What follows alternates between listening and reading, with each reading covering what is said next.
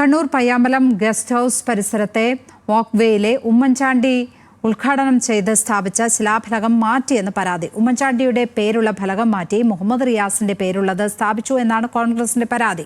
ഒരു പണിയും ചെയ്യാതെ ക്രെഡിറ്റ് എടുക്കാൻ വേണ്ടി റിയാസ് റീൽ മന്ത്രിയായി മാറിയിരിക്കുന്നുവെന്ന് DCC പ്രസിഡന്റ് മാർട്ടിൻ ജോർജ് പറഞ്ഞു.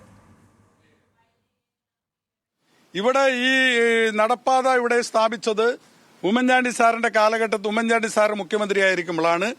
ആ ഫലകം അദ്ദേഹം ഉദ്ഘാടനം ചെയ്യുന്ന ഫലകം എടുത്തു മാറ്റി റിയാസിന്റെ ഫലകം ഇവിടെ സ്ഥാപിച്ചിരിക്കുകയാണ്. റിയാസിന്റെ ഫലകം സ്ഥാപിക്കണമെങ്കിൽ സ്ഥാപിച്ചോട്ടെ. പക്ഷേ ബഹുമാനപ്പെട്ട കേരളത്തിന് മുഖ്യമന്ത്രിയായിട്ടുള്ള ഒരു വ്യക്തിത്വത്തെ അപമാനിക്കുന്നതിന് തുല്യമാണ്. ഇത് ക്രെഡിറ്റ് ഏറ്റെടുക്കാൻ വേണ്ടി റിയാസ് ഇപ്പോൾ റീൽസ് മന്ത്രിയായി മാറിയിരിക്കുകയാണ്. ഒരു പണിയും ചെയ്യാതെ എല്ലാ സ്ഥലത്തും പോയി ക്രെഡിറ്റ് അടിച്ചെടുക്കുന്ന ഒരു സമീപനം.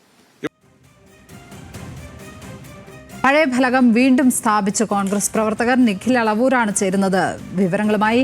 നിഖിൽ, ഏത് സാഹചര്യത്തിലാണ് ഈ ഉമ്മൻചാണ്ടിയുടെ പേരുള്ള ശിലാഫലകം മാറ്റിയതെന്നാണ് നമുക്ക് ലഭിക്കുന്ന വിവരം? അധികൃതരുടെ ഭാഗത്ത് നിന്ന് ഒരു പ്രതികരണം ഈ വിഷയത്തിൽ ലഭ്യമാകുന്നുണ്ടോ?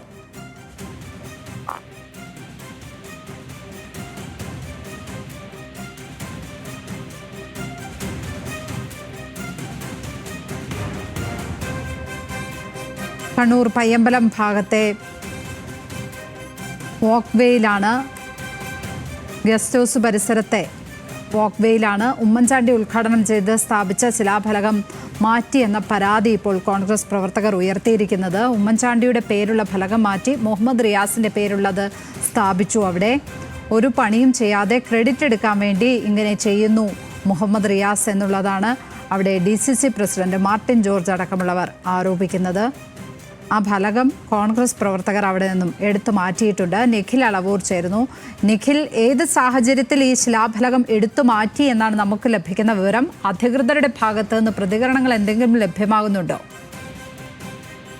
ലക്ഷ്മി പത്മ, ഏതായാലും ഈ അടുത്ത കാലത്ത് ഉണ്ടായതല്ല ഈ ഒരു സംഭവം. പക്ഷെ വിവാദമാകുന്നതും കോൺഗ്രസ് പ്രവർത്തകരുടെ ശ്രദ്ധയിൽപ്പെടുന്നതും ഇപ്പോഴാണ് എന്നുള്ളതാണ്.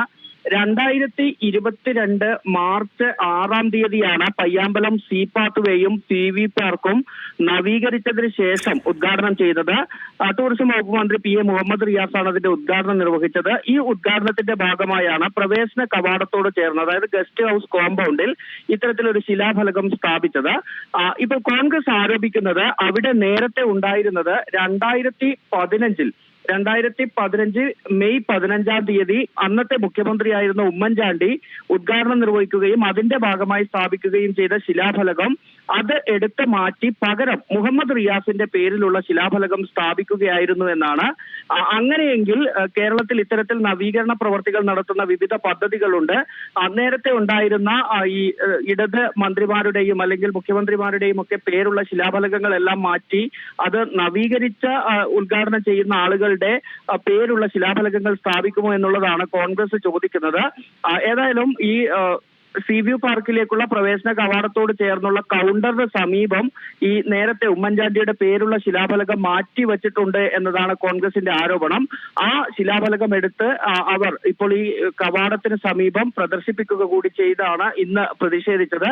ഇതുമായി ബന്ധപ്പെട്ട് DTPCക്ക് പരാതി നൽകും എന്നുകൂടി കോൺഗ്രസ് അറിയിച്ചിട്ടുണ്ട്.